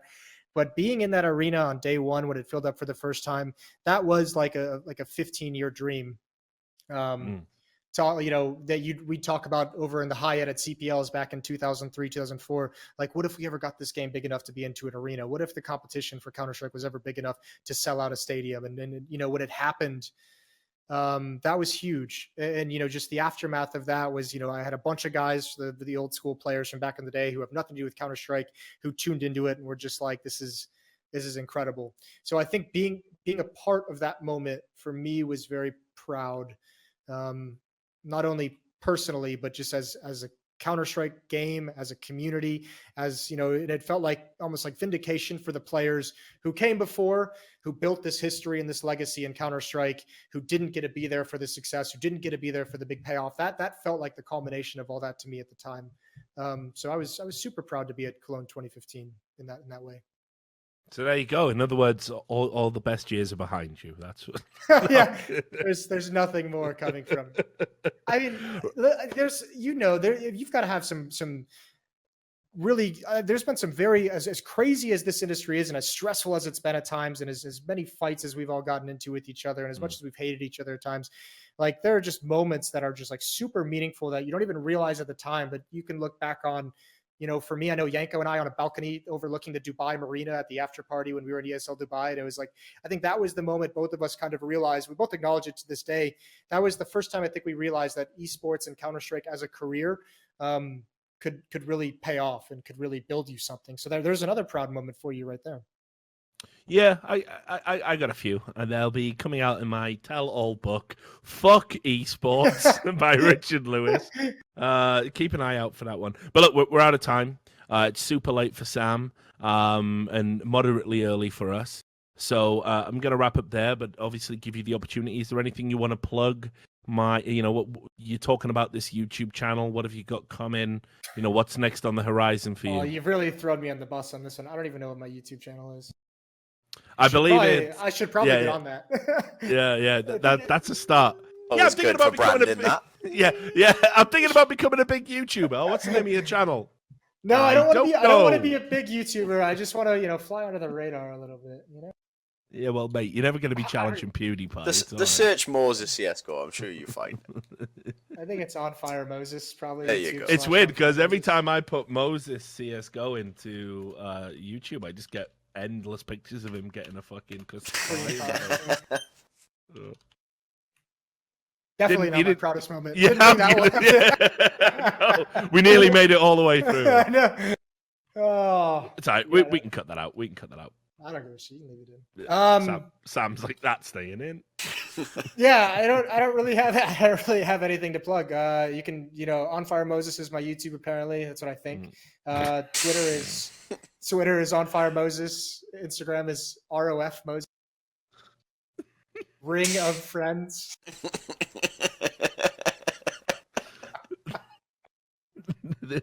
Well, I'm sure people will eventually, through a convoluted Google search, be able to find your YouTube channel and support your work moving forward. My career is going great. It's definitely not in shambles at the moment.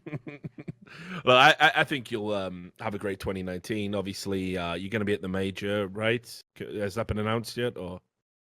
Maybe. Okay. Well, I might be there. Yeah, I expect by the time this comes out, it should be announced, right? So. Then maybe I'll be there. Yeah, good. We'll figure it out. If not, you might not be there. I've said something wrong in the week leading up to the major. Shout out to my boy Duncan. Thank you for the playbook. Yeah. Shout out to my boy Duncan and my good friend and PR manager Smooya. But anyway, look, man, I'm glad we got to do this because even though we just hung out at my pad and had a few beers and everything, we were talking about, we weren't talking about shop talk. We were talking about real shit. So it's always good, and I appreciate you coming on, especially at short notice. I appreciate Sam, obviously pressing the buttons. Thanks, Sam, mate. I know it's I appreciate you too, Sam. Cheers. Bud. Someone's got to, right? And he never plugs his stuff, but and the reason for that is the reason for that is he creates nothing outside of what I do. But he does have a Twitter account called LOL Banelaw. You're into wizardry, and I also like to tag along. If you've ever wanted to follow a shitty wizard, now you can. And then obviously I'm Richard Lewis. So shout out to Rivalry.gg for making the podcast possible, sponsoring the content. You can go to Rivalry.gg/RLS, sign up, get $350 worth of VIP bonuses, and of course, importantly, enables you to place bets on esports events in a safe and ethical environment. So thanks to you, Jason. Thanks to you, Sam. Thanks to me, and thanks to Almighty God for creating me, and we'll see you on the next episode. Until then, take care.